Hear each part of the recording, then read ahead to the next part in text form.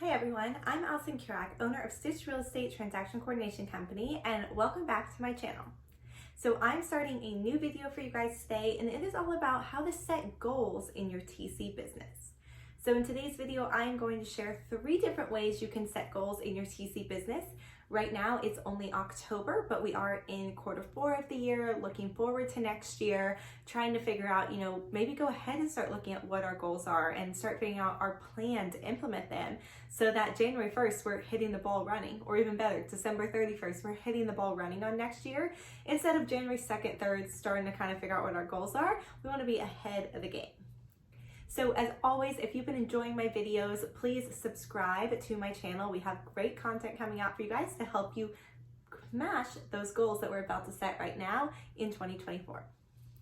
All right, so like I said, today we have 3 different types of goal setting for transaction coordinating businesses. So if you're new to a TC or you've never really set goals in your TC business, then this video will really help you. Every industry is unique in the ways you can set goals. Real estate agents, even the way they're setting goals is going to be different than ours. So we want to be sure we are setting proper goals that are achievable, but also aspirational, and that we can look forward to and are also easy to track. So the first 2 are going to be my recommendations for how to set your goals and practices I use personally. So the number 1 way you can set goals in your TC business is by setting a file count goal. So how many transactions do you want to close this year, next year, whatever it is, annually? Think of your annual file count. Now this could be, confusing if you're a brand new TC, like, I don't know, do I just pick a number out of a hat? But most TCs I talk to and work with, they've at least have a monthly number maybe that sounds good to them. Like, if I could just close 10 transactions, that'd be awesome.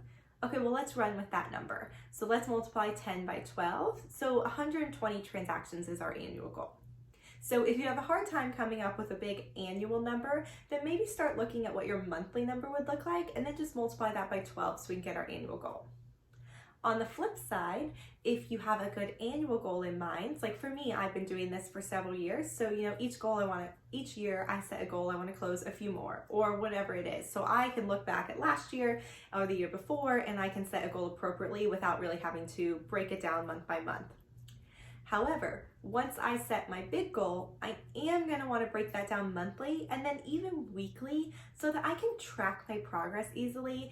This not only helps for tracking purposes to see where you could improve or if you need to start doing more if you're on track for your goals, but it can also be very motivating when you do see that you are on pace for your goals.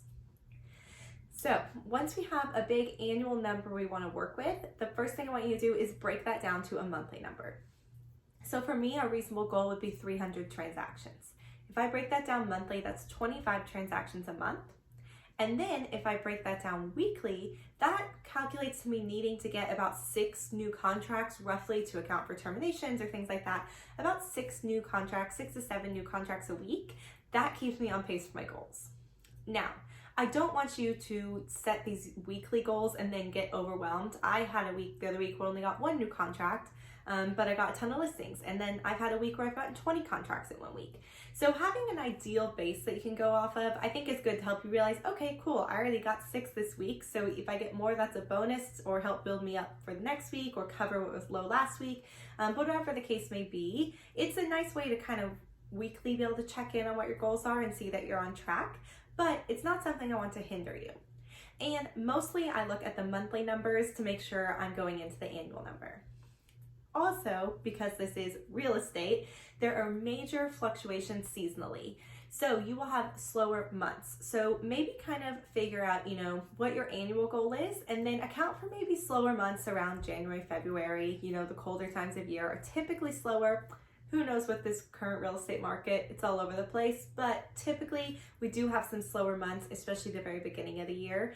I always find this can be kind of discouraging because everyone else is like, yeah, let's hit our goals January 1st, but for me, like January and February have always been the slowest months of my business. So I'm like, almost a little like unmotivating. So maybe setting more realistic goals for the times that if you've been doing this for a while, are historically a little slower. Or if you're new to it, not being so hard on yourself about always hitting the goals monthly, right? So maybe my goal is to close 25 a month, but maybe I only close 15 in January or 10 in February. But then maybe in June, I close 45. And then in July, I close 50. So there will be fluctuations fluctuation seasonally just because of the nature of the business, but there's ways to just kind of ensure you're on track. So don't be too hard on yourself, especially at the beginning of the year with tracking the numbers too closely.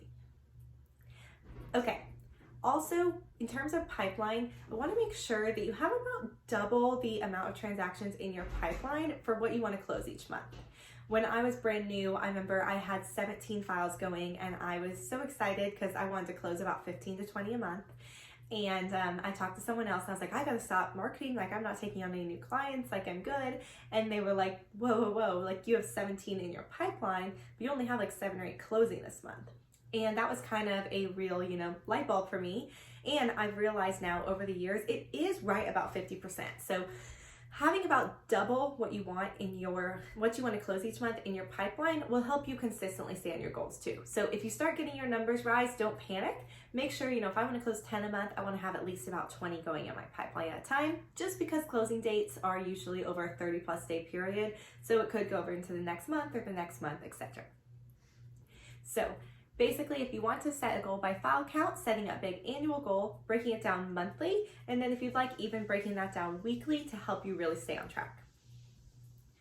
Okay, and the second way to set goals as a transaction coordinator is an income-based goal. And this may be what most people think of, right? Because they think, I want to make this much money. I want the business to bring in this much money this year. So if that's the case, what you're going to do is think of your annual income goal. And it may be easier to think of a monthly goal at first and think, if I break that down, what's going to cover my expenses, or what do I personally want to pay myself, etc. And then multiply that by 12 to get the big annual goal. So once we know about how much we want to make for the whole year, what we can do now is let's divide that by our average price per transaction. Right? So one nice thing about an income goal is that it can include all of your services, right? So when I set a contract amount-based goal, like I want to close 300 contracts this year, I'm not counting my listings or my other small add-on services that I offer. And so while it's great, I'll still close all these and then I'll have extra money or extra deals, whatever it is. It can be, a little harder. You're not necessarily tracking everything. Whereas with an income-based goal, you're tracking all the income that you bring in. And so you're able to see for all the services. But to get an average idea of about what we need to do this year, we're going to want to divide it by our average transaction price. Typically, the contract is the highest priced option, and this could vary greatly based off how you have your pricing set up in your business. You could have clients at different tiers, or you could have like a monthly retainer, whatever the case may be. So kind of figure out what the average price is per service, and then divide the large goal by that. And that will kind of help you figure out, about how many services you need to do, just because that'll be easy to track, and about how much equals what. So you can figure out what your monthly goal is too, service-wise and income-wise. So that one's pretty self-explanatory. It's easy to track all the money coming in and out. I find it a little easier than tracking per transaction, but they both can easily be done and monitored. Like I said, give yourself a little grace, especially at the beginning of the year. Know that you might make it up somewhere in the summer months. Okay, and the third and last way I see transaction coordinators set their goals is by agent count. How many agent clients are they working with? I actually don't recommend this when I talk to TCs and work with TCs on my team to set goals, because agents vary so greatly in production level, right? I have about 3 or 4 agents that make up about 60% of my business, but I have way more clients than that. This is because there are some really high producing agents who are going to do a lot of volume. So, if you have an agent that closes 100 transactions a year, you may only need 1 agent or 2, depending on what your goals are. But there's a lot of agents who close, 12 or less deals a year. That doesn't necessarily mean we don't want them as clients, but you can see how that can vary greatly in our statistics. So if we said we want 5 clients and then we'd be set for the year, well, that may sound like a good goal to set. But if we get 5 clients who only close 10 deals a year, well, now we're only at 50. And so that may not be really exactly what you were hoping for. So if you're first starting out, or you want to set a small goal for yourself, just like I want to bring on 1 new client each month, or I want to bring on 5 new clients this year because I've already got a good business base going, that's great. But in terms of the whole business, I think it's best to either pick an income amount or a file amount that we want to do, because the agent's production can vary greatly, even if it's a high producer who's been pretty consistent, something can always happen personally. They could decide to get out of the business, the market could go crazy. So there's all kinds of different aspects to it. So I find it's much easier to track and set and feel better about your goals when you're looking at either the amount of transactions or the total amount of income. Like I said, you might necessarily not want to take on a certain agent because of their production level, but there's no telling what could affect a production level any given year. So setting small goals to bring on a certain amount of clients or something I think is great, but we also need to have other goals in place to make sure we're actively tracking and we have things we can really work towards, because you could sign up 5 clients and be like, oh, I'm done for the year, I'm sitting back, and then they don't really produce that much for you. So I recommend the other 2, but it's completely up to you what you want to do to set goals in your business. So I hope if you haven't really set goals as a TC, or if you were a newer TC, that you found this video helpful going into 2024 to help set your goals.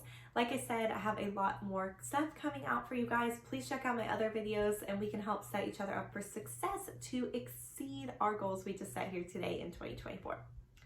I hope you guys enjoyed this video. As always, please hit the subscribe button. It helps me create more content for you, and please like this video.